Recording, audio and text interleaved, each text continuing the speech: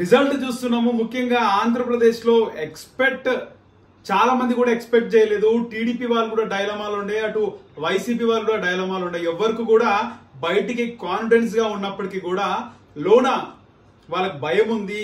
ఎవరు వస్తారో కూడా కన్ఫర్మ్ గా చెప్పలేకపోయారు.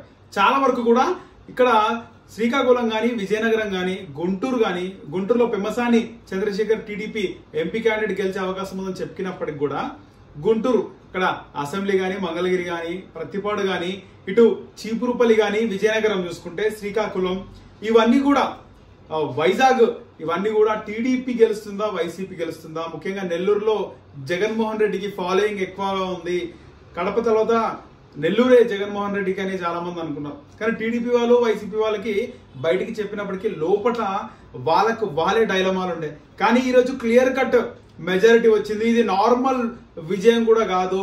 తెలంగాణలో వచ్చినట్టు బార్డర్ సీట్లు, బార్డర్ లీడింగ్ అయితే టీడీపీ కూటమికి కనబడతలేదు. ఇది క్లియర్ కట్ మెజారిటీ. ఇది ఒక ప్రభంజనం అని చెప్పుకోవాలి. ముఖ్యంగా 152కు పైగా కూడా టీడీపీ కూటమి లీడ్ లో వచ్చిందంటే అది అంత ఆషామాషి వ్యవహారం కాదు. మొత్తంగా టీడీపీ క్లీన్ స్వీప్ చేస్తుంది. సో కేకే సర్వే, వేరే సర్వేలని కూడా వచ్చినాయి.